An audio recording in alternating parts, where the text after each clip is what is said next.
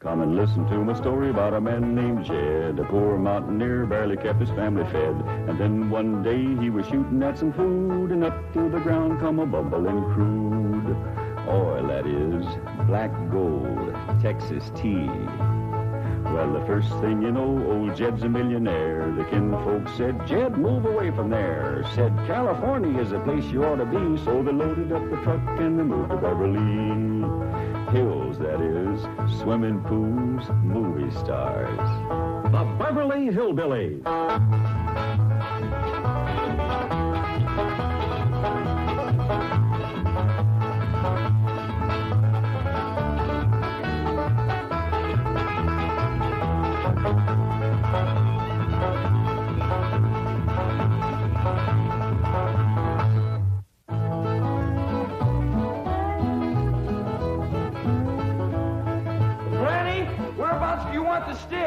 Over here on this side of the cement pond, Jethro. Okay, Granny.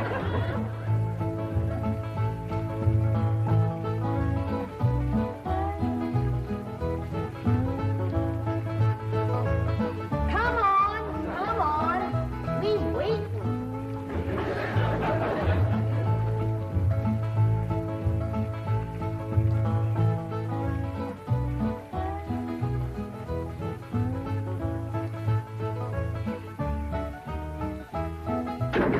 Turn it a mite that way, Jethro.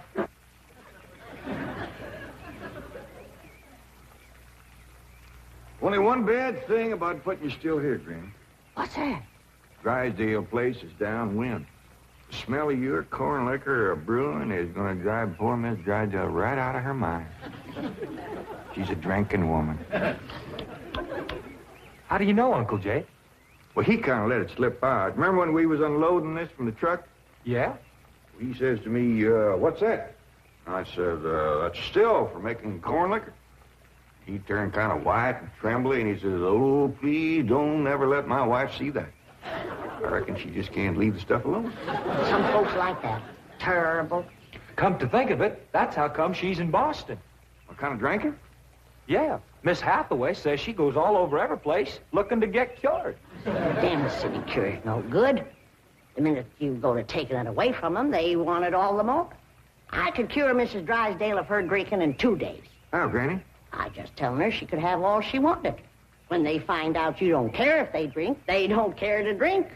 That sure would be a blessing.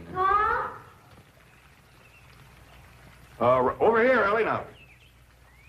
No more talk about drinking. Hey, look, everybody. Ella Mae's wearing a dress. How, Mr. Drysdale's in the house to see you. All right. My, ain't she pretty? Yeah. But, Ellie, you're showing too much bare hide. Well, that ain't her fault, Granny. She just got the dress on backwards. Ellie, honey, put it on the other way around. All right. Hold it. Hold on. What in the world kind of a dress is that? Well, Miss Hathaway says it's a California sundress. Wouldn't let no son of mine wear it. Daughter neither. Granny, you'd best get her into something decent whilst I talk to Mr. Drysdale. Mr. Drysdale's office, Miss Hathaway speaking. Boston. That must be Mrs. Drysdale. No, don't put her on. She'll only make my life Mrs. Drysdale. How are you? How are things in Boston? Oh, the doctors here are just as silly as the ones in Beverly Hills. They insist there's nothing wrong with me. They've got me so depressed.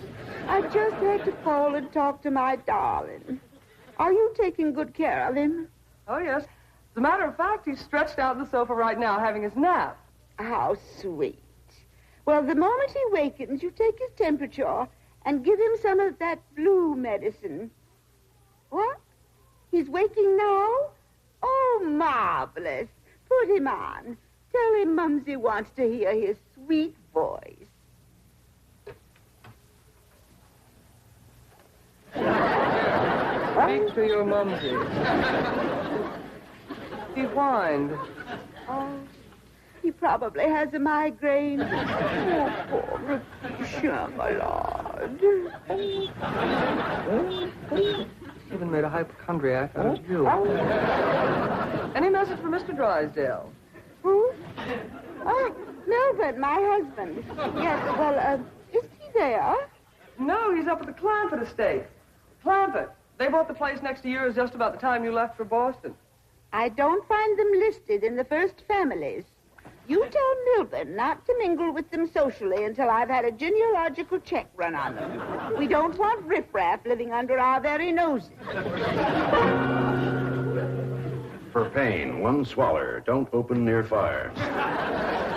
I'll be right in, Mr. Drysdale. Thank you, Ellie Mae.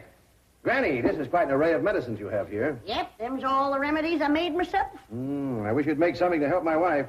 She's a terrible hypochondriac. Oh, What's the hypo? Ellie, you run along now. I'll join you directly. There she goes from doctor to doctor to doctor. Well, I reckon the doctor can't help what's ailing her. Of course they can. It's psychosomatic. But she insists on prescriptions. Oh, I wish you could see our bedroom. Bottles all over the place. I plead with her. I hide the stuff. She always finds it or gets more. You think that's a lot of bottles? You should see my wife after a trip to the pharmacy. Why, she's so loaded she can hardly stagger up the stairs. Sit down, Mr. Drysdale. Set yourself. And she has a dog. A perfectly healthy poodle. Now, would you believe that she Don't tell me. laps it up just like she does? Lord, love. You're sure toting a heavy burden. Now, maybe I can help you. Now, if she was to think that every time that she was to... You can just wear that barrel till your clothes get dry. What happened to Jethro? Get too close to a skunk? He jumped in the pond with his clothes on. Mr. Drysdale, I'm sorry they kept you waiting. Did Granny tell you about her complaints about the kitchen? Jed, I'm ashamed to mention my piddling troubles to a man bowed down with the misery he's got. You know his wife.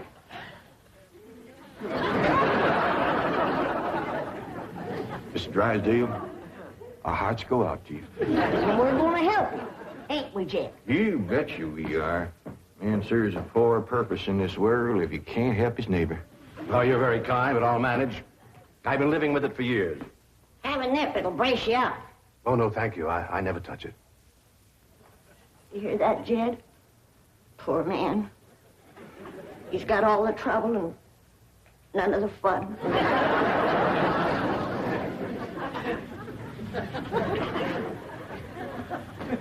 There goes a soft-hearted woman. Yeah. Now, about her complaints. Oh, yeah. Well, for one thing, that electric meat grinder has been giving Granny a heap of trouble. Electric meat grinder? Yeah, listen right here in the dish trough. Oh, it grinds the meat all right, but then you can't find it. It goes down that pipe. Granny lost 2 squirrels and a rabbit in that thing. That's a disposal. You only put things in there that you don't want. Now, Mr. Drysdale, that ain't altogether true.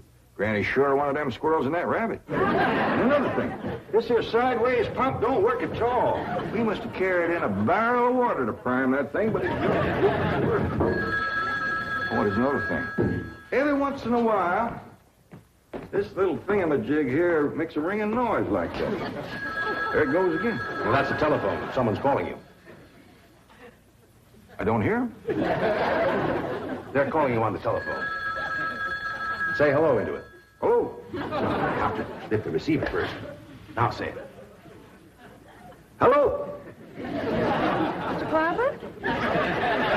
He said, why not? Can he see through this thing? No.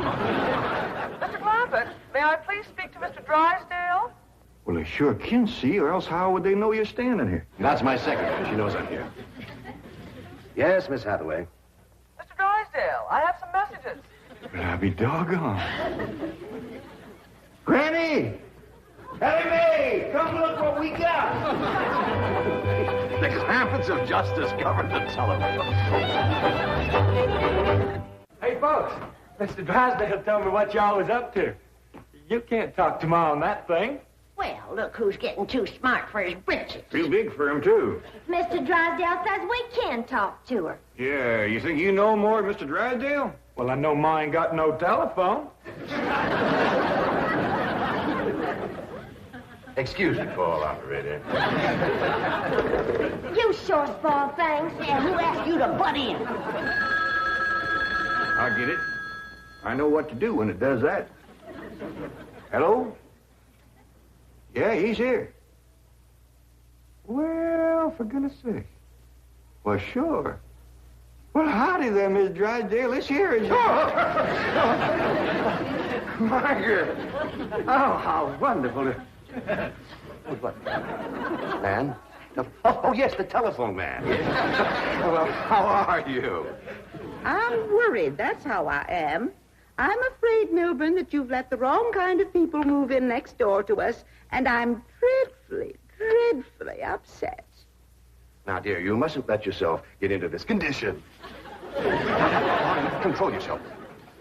No, dear, you mustn't come home yet. No, not until we get them in shape. I mean, get you in shape. You know, now we'll wait until you're cute. Milburn, I want to meet the Clampetts as soon as possible. Now, when will that be? What about Christmas? Next year. Milburn, this conversation is making less and less sense. Now, I want the truth about the Clampetts, or I'm flying home immediately. Now, Margaret, please control yourself. I don't want you flying. No, please, dear, please, stay on the ground. Dear, why don't you lie down and take a sedative? And I'll call you from the office. Goodbye. I'm sorry, my wife. We understand. Well, I'll see you later. Keep your chin up. Poor me. Don't it just tear your heart out? He is so ashamed of his wife, he don't even want us to meet her. What he says, she won't be cured till Christmas of next year. You gotta help me, Granny. I still say I could cure Mrs. Drysdale in 2 days. Sure be worth a try. If we could get her out here. Kid, misery loves company. And if that poor, miserable woman thought that she had a drinking friend living next door... Granny, you ain't ever down more than a thimbleful in your whole life. I know, kid. But it'd be worth a little white lie to help a neighbor and save a marriage. But how?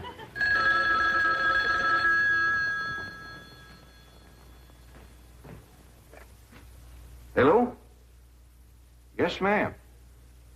Oh, ain't that a stroke of luck, Granny? It's Mrs. Drysdale again. Well, no, ma'am, he ain't here, Mrs. Drysdale, but Granny and me'd like to talk to you. We's your next-door neighbors, the Clampetts. Listen, honey, I got my still set up not 50 feet from your back door. Now, you come on home, and you and me will get glassy-eyed, falling down crocked. We'll get juiced at eyeballs. How does that sound to you, honey?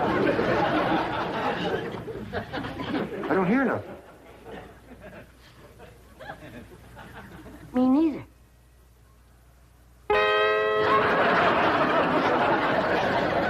What do you mean my wife's on her way from Boston? The message I got when I tried to put through your call. She's on a jet, right? Never mind the grisly details.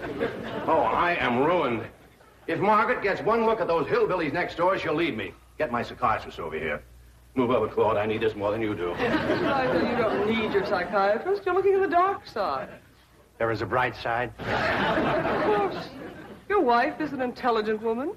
She'll see that underneath that rough exterior, the Clampetts are basically fine people. Why, she may even help them to get socially acclimated. You're right. I don't need my psychiatrist. You do. Your wife will take... My wife, through whose aristocratic veins flows blood the color of bluing, considers anyone whose ancestors did not arrive on the Mayflower immigrants. She does make rather a fetish of the family tree, but... But nothing. I'm stuck. I'm either going to lose my wife or my largest depositor. That's what makes the whole thing so difficult. You know, I like the Clampetts, but I love my wife. Isn't life weird? She's a snob, she's a hypochondriac, she's not young and beautiful, but I love her. And now I do need my psychiatrist. Now, Mr. Drysdale, as we used to say at Vassar, que tout devient to clarisset. Courage will light your path. Yes, I know what I have to do. I'll go to the airport. I'll take Margaret in my arms. I'll look her in the eye and lie like a rug. I'll tell her the Clampetts have left town and put her back on the plane. I beseech you, do not become enmeshed in a web of lies. But it won't be a lie if the Clampetts are tricked into actually leaving town. But they're just getting settled. What could possibly induce them to leave town? That's your problem. Me? You expect me? But they like you. Finagle them into going to Palm Springs for a few days. No, no. I will not help you spin your deceitful web. Miss Hathaway, would you rather be an unemployed secretary or a spider at a rave? You know, I think the Clampetts might enjoy Palm Springs. Palm Springs? Where's that? It's about 125 miles from here. In the desert. Desert? Yeah, remember we crossed from them on the way out here. All that sand? Yeah, I remember. You ain't getting me to no desert. Trees were so far apart, the woodpeckers had to tote lunch. But this is different, Granny. This is a beautiful resort with lots of trees and fine hotels and swimming pools. We got a pond for swimming right here. Ellie's out swimming right now. You didn't jump in with her clothes on, did you? I don't know. Oh, surely not. She promised to wear the lovely swim ensemble I got her. Yeah, she done just like Jethro. Here she comes with the dress shrunk clear up to her. Granny! What's the matter? All her hair come out. What? It's true. Ellie lost her beautiful hair. Heaven help her, she's bald as an eagle. May, take off your bathing cap. Oh, praise be. All right, but Ellie, you hadn't ought to went swimming with your clothes on and shrunk up that nice dress. This ain't a dress, is it, Miss Jane? No, dear, it's a beach jacket to wear over a bathing suit. Ellie Mae Clampett. Cover up your nakedness, child. That's the way everyone goes swimming out here. It's perfectly proper. Well, you wouldn't catch me in nothing like that. Me neither. Mr. Clampett, how would you like for a member of your family to become Princess of Palm Springs? What? They're holding a beauty contest at the Springs this week, and someone in this very room has the face and the figure to win. When the judges see her in a bathing suit... I told you I ain't putting on no bathing suit. Believe me, Mr. Clampett, this beautiful daughter of yours can win that Palm Springs beauty contest without even trying. Can we go, Pa? I'm sorry, Ellie Mae, but I just don't cotton to the notion of a bunch of strangers gawking at your bare limbs. Besides, we already know you're the prettiest. Why shame all them other girls? Run along and get some clothes on. Yes, sir, Pa. Mr. Clampett, I do wish you would reconsider about going to Palm Springs, even if Ellie Uncle doesn't... Jay, Duke, and... Howdy, Miss Hathaway. Jane to you, Jethro. Well, Jane to you, too. Duke and me's all set to go hunting, ain't we, Duke? Jethro, have you ever hunted in the desert? No, ma'am. No, it's a fascinating place. You might even see a mirage. If there's one there, old Duke will tree it. He's the best hunting dog there is. Well, I love hunting around Palm Springs. You'll all love Palm Springs. They have wonderful hotels.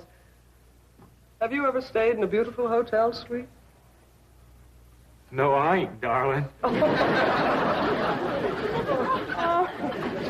Granny, let's you and me go and leave these two lovebirds alone. No, wait, please, let me take you all to Palm Springs. Well, I'll tell you what. Why don't you take Jethro and Ellie Mae, and me and Granny will stay here. Well, but then Mrs. Drysdale would see. I mean... Is Drysdale coming home? Is that why you was trying to get us out of town so we wouldn't meet her? Yes, that is the reason. I'm so ashamed I could die. Well, now, don't go to crying about it.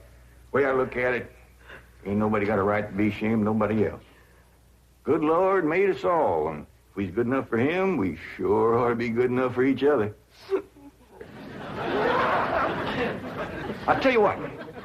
If this means so much to you, we'll all pick up and go to them Palm Springs with you. Oh, bless you. Mr. Drysdale will be so happy. I'll go help Ellie Mae pack.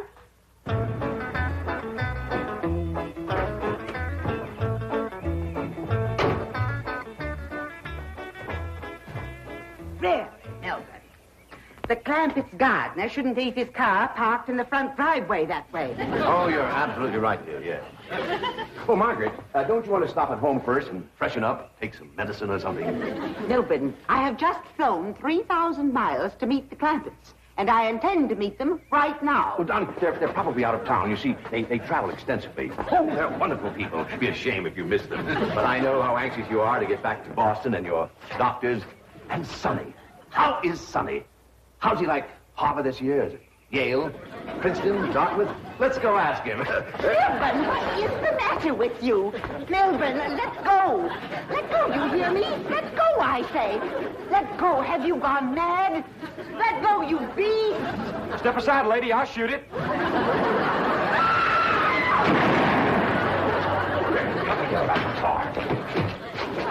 What'd you shoot, Jethro? I think it was a fox. Who's that? My wife. And why aren't you in Palm Springs? Let's get her home as quickly as possible. What's going on? Jethro shot a fox. That's Miss Drysdale, stewed to the gills. No wonder they didn't want us to see her. Poor woman. You mean poor husband. Yeah. We can't go up to Palm Springs and leave our neighbor at a time like this. That's right. We gotta pitch in and see that his wife gets cured. Uncle Jed, are we going hunting? Might as well. It'll be a while before she sleeps that one off. Well, I hope there's some possum around. These skinny old California foxes ain't worth shooting at.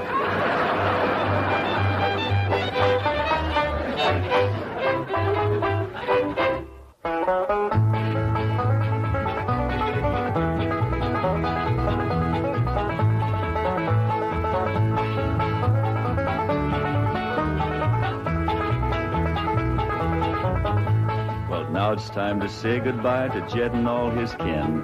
They would like to thank you folks for kindly dropping in. You're all invited back next week to this locality to have a heaping helping of their hospitality. Hillbilly, that is. Set a spell. Take your shoes off. Y'all come back now. Here. This has been a Filmways presentation.